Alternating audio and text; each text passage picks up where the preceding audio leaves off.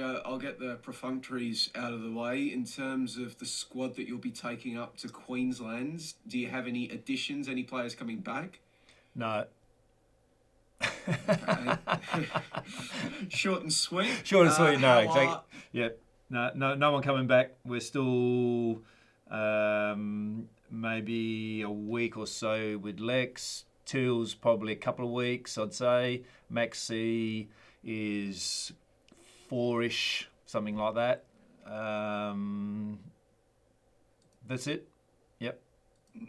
So when you're looking at the squad that played, like you had Medden leading the line against the Wanderers, do you expect to roll out a similar lineup, or will you make adjustments there? No, I think I'm inkling on making a couple of adjustments throughout the group anyway. So sometimes with the young players, it's difficult to get consistency, and that's the hardest part. And Medin's a 17-year-old young man who's still learning the game, and he's had a huge load already through pre-season and what he's been expected to do so far in an early career. So I always got to be mindful that we don't give him too much that puts him under more stress. So that's a consideration for a change up there as well this weekend. Because since you've gone back and had a chance to analyse the footage of the Wanderers game, what were some of the lessons that you've taken from that, and what you've tried to impart on the group that they need to improve on heading into this Raw clash? Look, I thought the overall performance was pretty good. We just weren't aggressive enough in the front third, both ends, one without the ball, and then obviously not having enough conviction in the front third to finish off our chances. So basically that was the work and the discussion that we've had this week about being more aggressive with our pressing our work off the ball, and then just being more ruthless in front of goal, because we had enough chances to probably score a couple of goals. And I don't think, although we lost the game 2-0, that for me definitely wasn't a true reflection, the result of our performance. What does being more ruthless in that final third look like? Does it mean taking shots more often? Does it mean more aggressive with trying to play that final ball? What does that look like for you?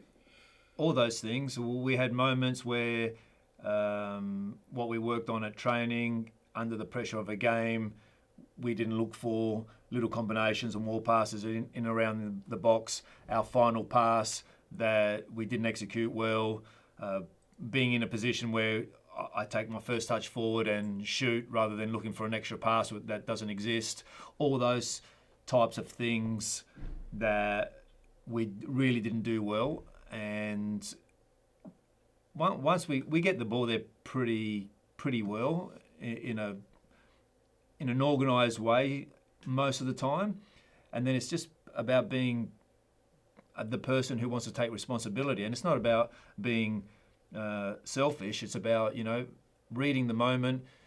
The moment now is, do I need to make a pass, or the moment now is, do I need to take a shot? So just trying to define those moments for the individual players. And we got guys who play in those positions that are not renowned goal scorers. We got wingers who do score goals, but they don't have. You don't have a Jamie McLaren, for example, who in any of those moments, can just sniff something and bang and out of nothing produce a goal.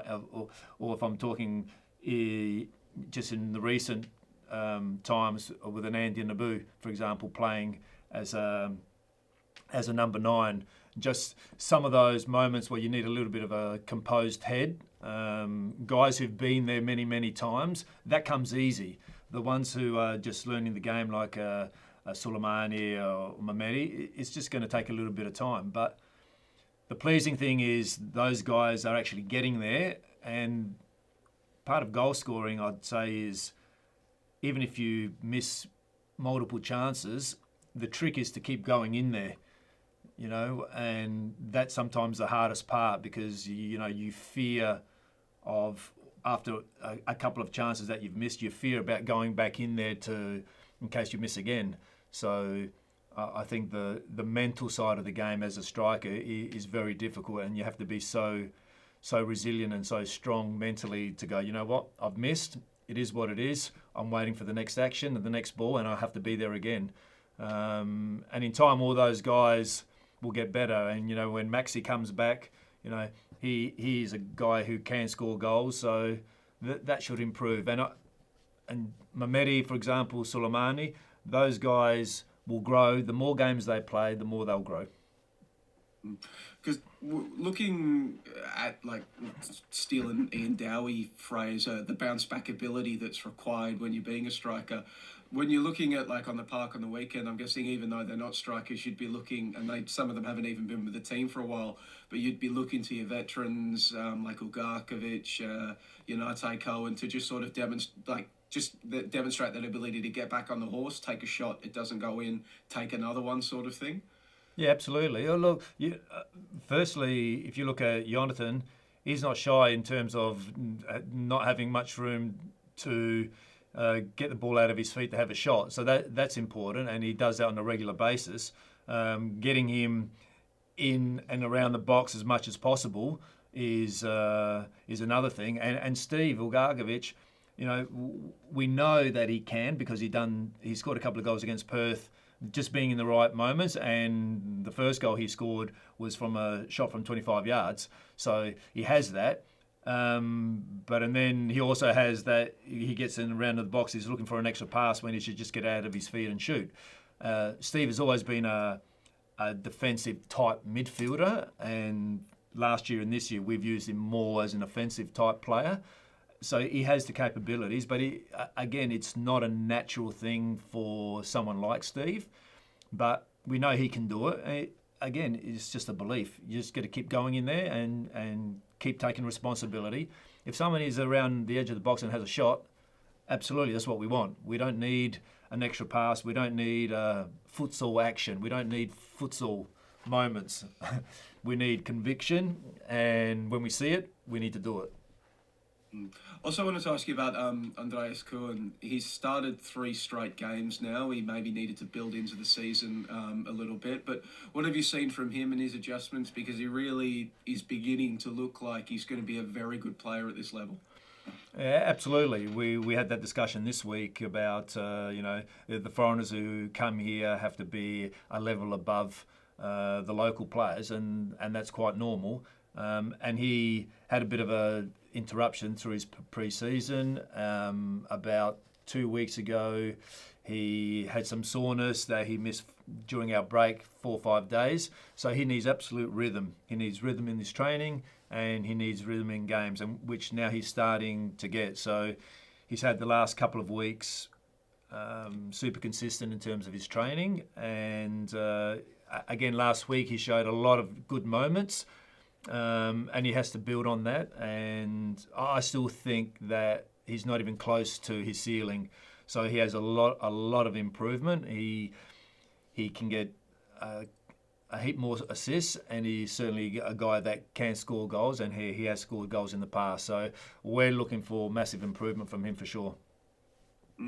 And on the defensive end, I think pretty good throughout the season there. I think you've got the 3rd best expected goals against in the competition after these first few rounds. But coming up against the Brisbane side, we've seen Thomas Waddingham continuing to rise. He's a very sort of classic striker, which I guess defences actually don't see that much these days. How do you go about defending a challenge like that?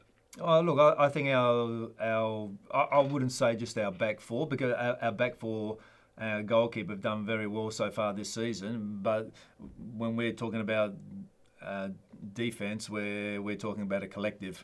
And every week there's going to be different challenges. Yeah, well, sure. We know Waddingham, they've got a nice mixed group of some good, talented young players and a mix of experienced players. So, every game there's going to be challenges, and we just have to be up for it. We have to be ready. We know that the type of movement that he makes, that he's a poacher, he's always on the move, he's aggressive, but he's not the only one that we need to keep an eye on. So, yeah, sure, it's going to be it's going to be an absolute test, like it is every week. There is, last week you have a Borello, for example, Kraev. They throw different challenges at you as well. So we're not foreign to them. We just have to be always at our absolute best to stop the opposition. Because as a collective, Brisbane hasn't had the start to the season they would have envisioned. But in your pre-game analysis of them, what are some of the strengths and maybe areas that you can exploit that you've picked up? I think I mentioned last week, Joey, very similar to West Sydney Wanderers. The position on the table is not a true reflection of how they've been performing. They took Sydney a long way. They took Adelaide a long way, a game that both of those games could have gone in any way. So they've been, for me, they're a very good attacking side. They can score a couple of goals very, very quickly. We saw that last week away to Macarthur, scoring 4 goals. So there are definitely a team that has a lot of good scoring potential.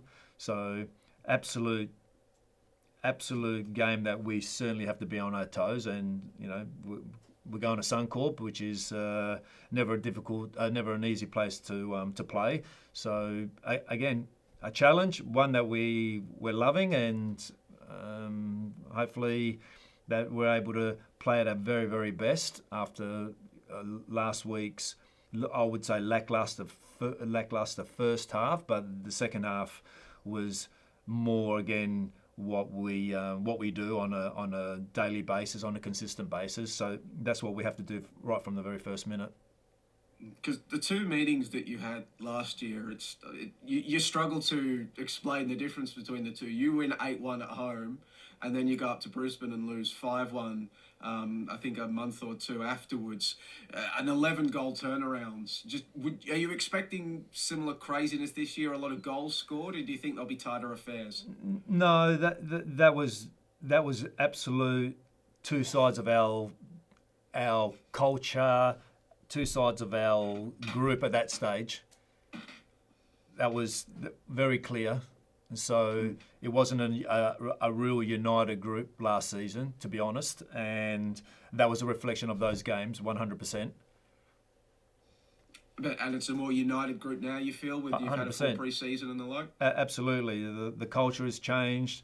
We've got a new captain. He's on top of almost everything. So the spirit is high. We've had, I think I've said a million times, Joey, we've had a very, very consistent, tough pre-season that has put us in a pretty good position. Physically, some of the data that's come out of our games have been the best that's been here for the last 2 or 3 years.